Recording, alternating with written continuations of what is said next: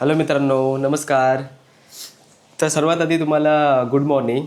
आणि सगळ्यात आधी तर मी तुम्हाला सॉरी बोलू इच्छितो, कारण की लास्ट व्लॉग जो आहे आपला तो आपण बनवलेला जानेवारीमध्ये, जेव्हा आम्ही इथला जगन्नाथपुरीला गेलेलो तेव्हा बनवलेला. त्याच्यानंतर आत्ता बनवत आहे हा व्लॉग जवळपास 4 महिन्यानंतर. तर त्यासाठी खूप खूप सॉरी. आणि मेन गोष्ट म्हणजे सांगायचं तर हा व्लॉग जो आहे आत्तापासून जे मी ब्लॉग बनवेल ते मराठीत बनवेल. तो व्लॉग आउट ऑफ महाराष्ट्र जायचा होता, म्हणून मी तो हिंदीमध्ये केलेला. आणि असंच करेन की मी आउट ऑफ महाराष्ट्र जायचं असेल तर हिंदीमध्ये बनवेल, महाराष्ट्रामध्येच फिरायचं असेल तर ते सगळे व्लॉग तुम्हाला मराठीमध्ये भेटतील. आणि आपल्या चॅनलला सबस्क्राईब पण करून ठेवा, कारण की पुढे असे चांगले चांगले व्हिडिओ येत राहतील. आणि आज आपण जाणार आहोत, ते एक सिक्रेट आहे, तो गौरव तुम्हाला सांगेल. 2-3 लोकेशन आहेत मेन गोष्ट म्हणजे, आणि तिथं आज आपण जाणार आहोत. आणि चांगले चांगले व्ह्यूज तुम्हाला दाखवतो तिकडचे, आणि इन्फॉर्मेशन पण देतो, आणि कन्व्हिनियन्स तुम्हाला कसं पडेल जायला तिकडे वगैरे ते पण दाखवेन तुम्हाला. तर निश्चिंत राहा. आणि चला गौरवकडे जाऊ आणि त्याला विचारू की आपण कुठे कुठे जाणार आहोत, तो तुम्हाला सांगेल. आता गौरवकडे आलेलो आहे, गौरव सांगेल तुम्हाला. नमस्कार मित्रांनो. तर पहिला आपण आता जाणार आहोत जॅपनीज ओकायामा गार्डनला. आपण ते कवर करू. आदित्य म्हणून मित्र आहे, त्याने सांगितलं आहे की जैन भोजनालयमध्ये उत्कृष्ट जेवण भेटतं, मग आपण तिकडे जाऊ. किती वेळ लागेल इथनं जायला आपल्याला? आता सिंहगड रोडला म्हणजे ऑलमोस्ट आपल्याला 1-1.5 तास लागेल. 1-1.5 तासात आपण पोचू तिथे. तर मित्रांनो, आता मी निघत आहोत. ही गौरवची गाडी निघते बाहेर. तर मित्रांनो, आता आम्ही मध्ये थांबलेलो आहे आणि विचार केला पहिले नाश्ता करून जाऊया. नाश्ता करण्यासाठी आम्ही इथं वडेवाल्याकडे आलेलो आहे. आमच्या इथे फुरसुंगीमध्ये खालीच आहे तो. तर मग पण त्याचा वडापाव अजून रेडी नाही आहे, तर 15 मिनटं लागतील अजून.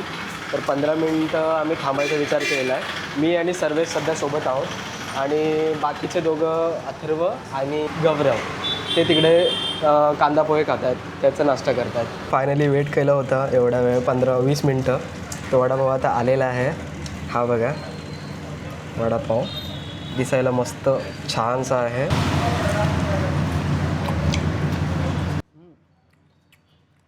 थोडं गरम आहे पण टेस्ट चांगली आहे.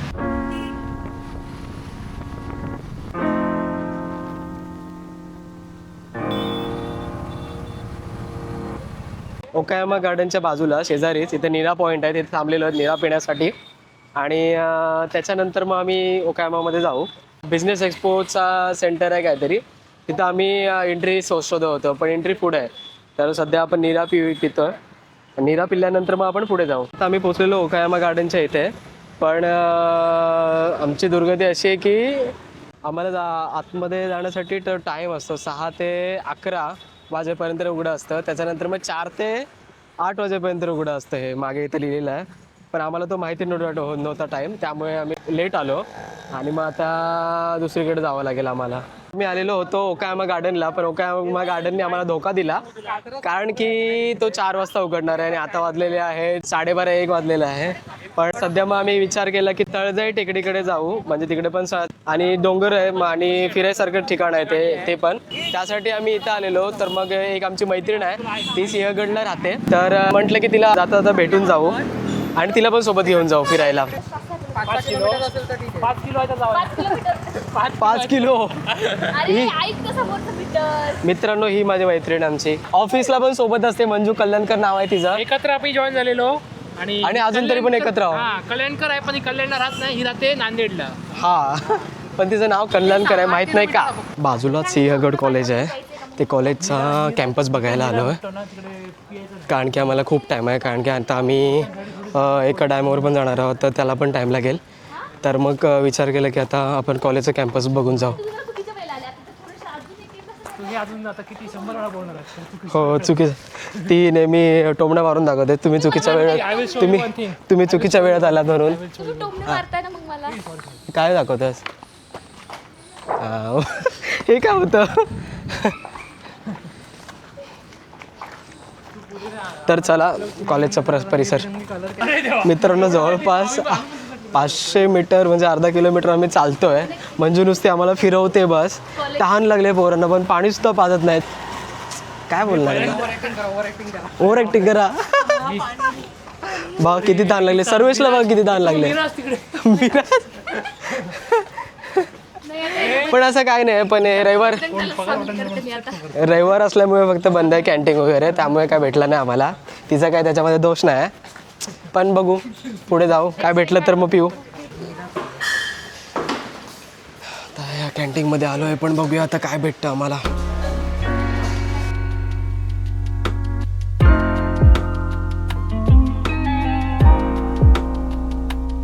सिंहगड कॉलेजचा कॅम्पस, आणि सध्या आम्ही आता कोल्ड कॉफी पिल्ली आणि आता इथून निघत आहोत आता डॅमकडे जायला.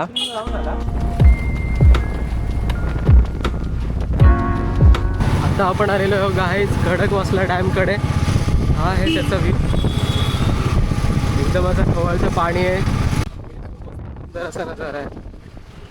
सगळे लोक असे बसलेले आहेत आणि साईडला दुकानं सुद्धा आहेत, छोटी छोटी स्टॉल्स. अशा प्रकारे मंजू गाईड करत करत आम्हाला इथे एक डॅमकडे आणलेलं आहे तिने, आणि इथे पार्किंग चाललेली आहे आमची, आणि तिकडे मस्तपैकी चटया वगैरे टाकून ठेवलेल्या आहेत दुकानवाल्यांनी. जाऊन सर्व झोपणार आहे सरळ. इथं झालेलं आहे आता भूत. भूत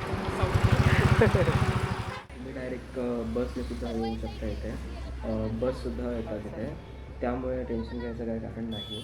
छोटी छोटी दुकानं बनवून दिलेली आहेत, म्हणजे त्यांनीच टाकलेली आहेत दुकानं, आणि असे मागे चटे वगैरे टाकलेले असतात. तिथे बसून लोक स्नॅक्स खाऊ शकतात, व्ह्यू एन्जॉय करू शकतात. आणि तिथं पण मस्तपैकी असा छोटासा समुद्र आहे, छोटासा आहे मोठाच समुद्र आहे पुण्यातला.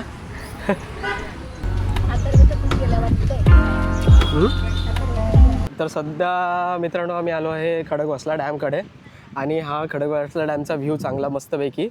आणि मी कंटिन्यू केलं ओकायामा गार्डनला जायचं ठरवलेलं, पण ओकायामा गार्डन 4 वाजताच्या नंतर उघडणार आहे. तर मग आम्ही ठरवलं की जातोयच आता खडकवासला डॅमला, मग मंजूला भेटून जाऊया. तर मंजूला भेटलो, त्यानंतर मंजूला घेऊनच आम्ही इथं आलो. आणि तुम्ही जर सरळ आलात आपला सारसबागेतनं तुम्ही ओकायामा गार्डनकडे याल, ओकायामा गार्डनकडनंच मग सरळ सिंहगड रोडनी सरळ यायचं. तुम्ही सरळ आलात की मग तुम्हाला खडकवासला डॅमकडे तुम्ही पोहोचून जाल. आणि हा आहे असं मस्तपैकी असं खडकवासला डॅमचा व्ह्यू. वारा पण मस्तपैकी लागतो, आणि पुण्यातली बहुतेक लोक ही इथं येतात. याला छोटा समुद्र पुण्यातलं पण बोललं जातं, म्हणजे लोकल लोक असेच मजाकमध्ये बोलतात. आणि तिथं आपली बसलेली आहेत मंडळी, आणि आम्ही त्या साईडला गाडी लावलेली आहे. तर मग तुम्ही एक्स्ट्रीम एंडकडे या ह्या साईडला, म्हणजे तुम्हाला बसायला वगैरे चांगली जागा भेटेल, आणि जास्त गर्दी पण नाही भेटणार. तुम्ही जर त्या साईडलाच राहिलात, खडकवासला डॅमच्या व्ह्यू पॉईंटकडे राहिलात, तर तुम्हाला तिकडे गर्दी भेटेल जास्त लोकांची.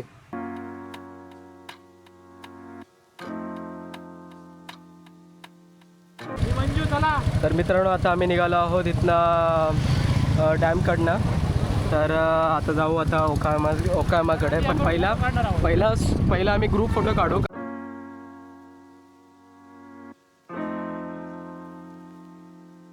तर मित्रांनो आता आपण आलेलो आहोत ओकायामा गार्डनकडे. मगाशी आलेलो तेव्हा आपल्याला एंट्री भेटलेली नव्हती, कारण की आपण टाईम स्लॉटच्या मध्ये नव्हतो आलेलो. 12 वाजलेले, तेव्हा ते ओकायामा गार्डन बंद असतं. मग आता सर्वेश आणि मी आलेलो आहे इथे, थांबलो आहे की गौरव आणि अथर्व येतो आहे, आणि मंजून ते पण येत आहेत.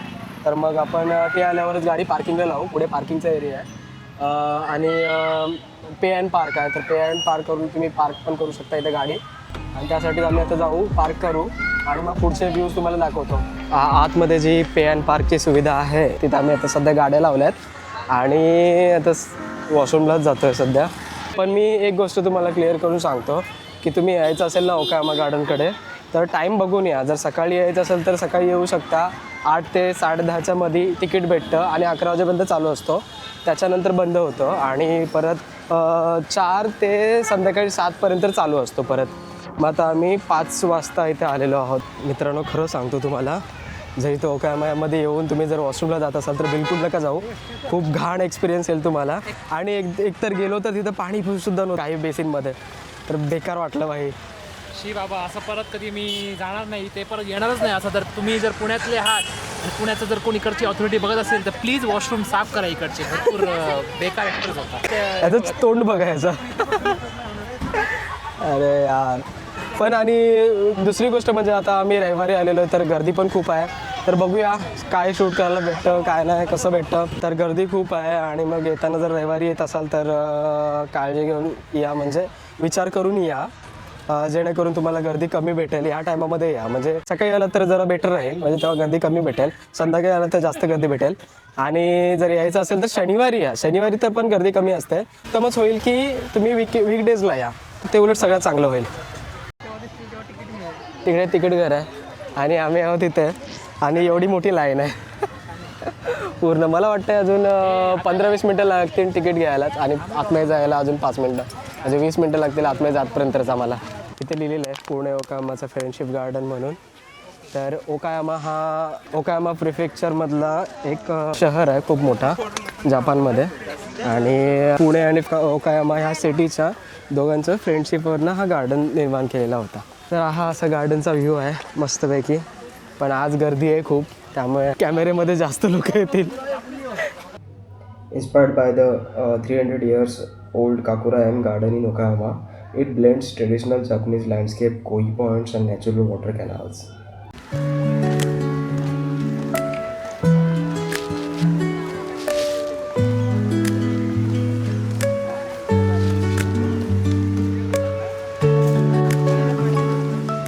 त्यांच्या तिकडे मासे असतात याच्यामध्ये. असायला पाहिजे. हा छोटासा रिव्हर टाईपमध्ये पण बनवलेला आहे म्हणजे. आणि हे असं रिलिंग बनवलेली आहे, ती पण बांबूची रिलिंग आहे ही बनवलेली. आणि झाडांची शेपसुद्धा, कटिंगसुद्धा पण तशीच केलेली आहे. आणि तिकडे वरती आहे ना श्राईनसारखं बनवलेलं आहे, रेस्टिंग पॉईंट, व्ह्यू पॉईंट म्हणून. पण तिकडे ना अशी दर्शनासारखी गर्दी लागलेली आहे फुल. बघू आपण जाऊ, नाही तर मग लांबनच फोटो घेतो आणि तुम्हाला दाखवतो. जो शेड आहे म्हणजे बनवलेला लाकडाचा, तो पण जॅपनीज स्टाईल, आर्किटेक्चर आणि स्टाईलमध्ये पण बनवलेला आहे. आणि हा छोटासा पॉन्ड सिस्टम, पण याच्यामध्ये मासे नाही आहेत. असं सांगतोय मी, नाही असं सांगतोय.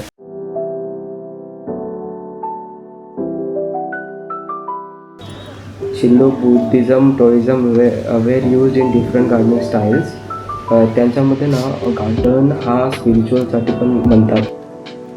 हे जपनीज लॅम्प आर्ट टाईप बनवलेले आहेत. इथे जे प्रत्येक 30 मीटरच्या अंतरावर बनवलेले आहेत त्याला इशिदोरा असे म्हणतात. हे एक स्टोन लँटर्न असतात. ही सिटिंग अरेंजमेंट पण आहे, ती पण त्याच स्टाईलमध्ये बनवलेली आहे आणि छान आहे तसं बघायला गेलं तर. फिरण्यासाठी ठीक आहे.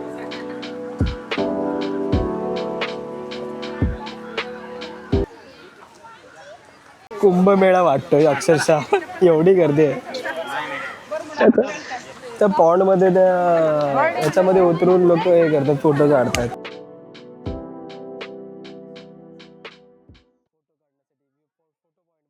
त्याचाही टेकडी नाही, ओकायामा गार्डनचा व्ह्यू पॉइंट.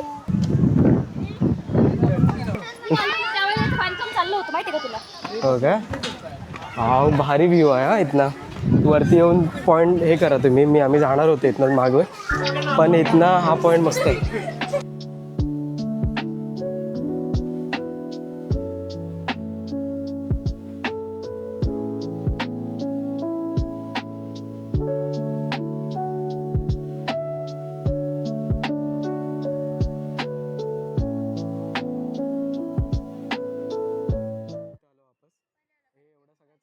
प्लीज या, एवढी सुंदर जागा आहे, एवढी सुंदर पेपर करू शकता. पण हे काय प्लीज जरा आपण तिथे पण जात असतो, जागेची रिस्पेक्ट करा, जागेला म्हणजे मान द्या. आणि असं अशा प्रकारचं कृत्य करू नका.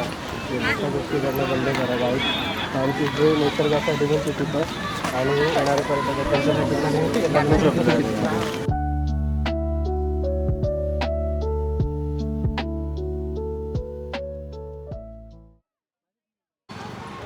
तर मित्रांनो, आता तुम्ही बघितलाच की ओकायामा गार्डनमध्ये सुद्धा खूप जास्त गर्दी होती रविवार असल्यामुळे.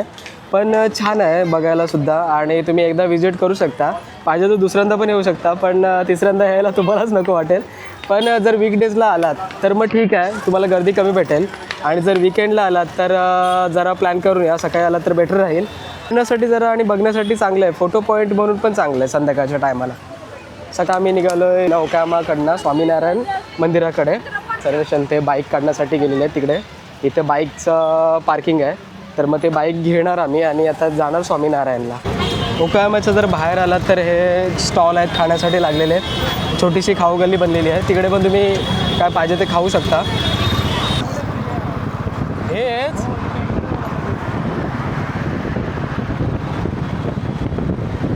एंटर केलेलं आहे आणि इथे पार्किंग आहे. इथे या साईडला 2 व्हीलरची, राईट साईडला लेफ्ट साईडला 4 व्हीलरची पार्किंग आहे. समोर तुम्ही बघू शकताल असं भव्य असा स्वामीनारायण मंदिर आणि खूप सुंदर देखील आहे.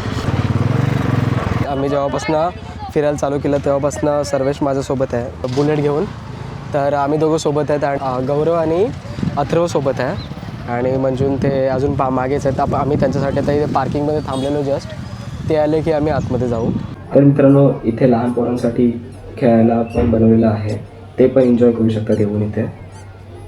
हा एक प्रेमवटी म्हणून बनवलेला एक स्टोअर आहे. मंदिराच्या बाहेरच आहे, म्हणजे एंट्री बाहेर आणि इथे समोर एक एंट्री आहे. बाहेरच आम्ही तिकडे त्या साईडला चप्पल काढलेली आहेत आणि पुढे स्वामीनारायण मंदिराचा एक भव्य असा आणि सुंदर असा मनमोहित करून टाकणारा असा व्ह्यू आहे स्वामीनारायण मंदिराचा आणि खूप छान आहे असं बघायला, मस्त आहे. तुम्ही बघू शकता इथे छोटे छोटे बसण्यासाठी सिटिंग पॉईंट बनवलेले आहेत, जेणेकरून लोक जे गरमीमध्ये वगैरे येतील ती पहिलं मंदिरामध्ये दर्शन घेतील, त्याच्यानंतर मग तिथे जाऊन आराम करतील, त्यासाठी ते बनवलेले आहेत. तर आत्ता सध्या आहे ना आतमध्ये आरती चालू आहे. आम्ही जस्ट चुकवली आरती, कारण की आम्ही 7 वाजता बरोबर आरती चालू झाली आणि 6:15ला आम्ही आतमध्ये आलो. तर आतमध्ये आरती चालू आहे त्यामुळे आतमध्ये कोण जाऊ शकत नाही. तर आम्ही असा विचार केला की प्रदक्षिणा मारू मंदिराला आणि दाखवू तुम्हाला की कसं आहे त्याचं आर्किटेक्चर वगैरे. तर बघू शकता इथे तुम्ही आतमध्ये मस्त कोरीव काम केलेलं आहे. इथेच शेजारी पुस्तकं विकतात. हा कॅलेंडर, वेगवेगळ्या प्रकारची स्पिरिच्युअल, परत इन्फॉर्मेटिव्ह आणि हिस्टॉरिकल बुक्स, लहान पोरांसाठी पण बुक्स आहेत तिथे, अशी पुस्तकं विकली जात आहेत. मित्रांनो हे जे मंदिर बनवलेलं आहे ते कशा पद्धतीने बनवलेलं आहे, कोणतं काय मटेरियल वापरलेलं आहे ते सगळं गौरव आता सांगेल तुम्हाला. त्यांनी माहिती गोळा केलेली आहे ह्याबद्दल.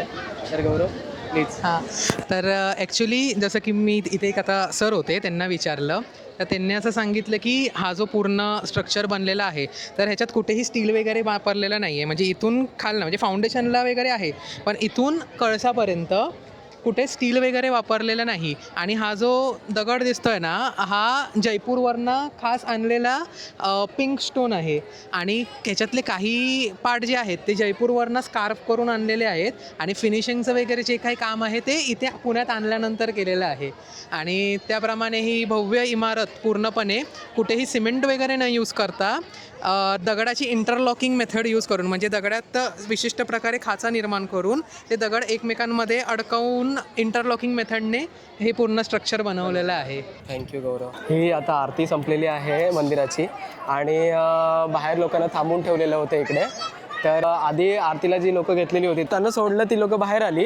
त्याच्यानंतर मग आता ही थांबलेली लोकं होती त्यांना पण आता वरती सोडण्यात आलेलं आहे त्यांना वरती. ते आता वरती चाललेली आहेत. आपण पण इथनंच जाणार आहोत. मंदिरात आत फोटो व्हिडिओ काढण्यास मनाई आहे, म्हणून मी काही रेकॉर्ड केलं नाही, पण आतून मंदिर उत्तम असं सजवलेलं आहे. तुम्ही इथे एकदा नक्की या.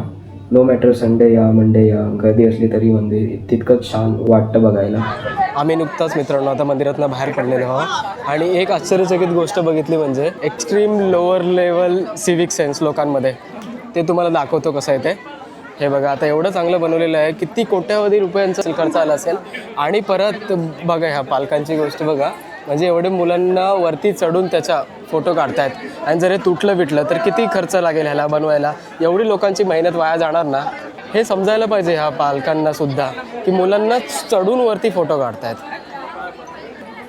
तुम्ही असं प्लीज करू नका काय, कारण की जी गोष्ट एवढी चांगली बनवलेली आहे ती भारतामध्ये आपल्याला राखून ठेवली पाहिजे. कारण की जेवढे पण पर्यटक येतील वेगवेगळ्या ठिकाणी भेट द्यायला भारतामध्ये टुरिझमसाठी, आपलं टुरिझम कसं प्रमोट होणार जर आपणच अशा गोष्टी करायला लागलो भारतामध्ये.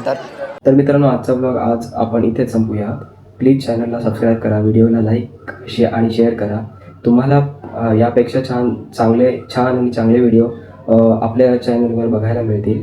Bye bye.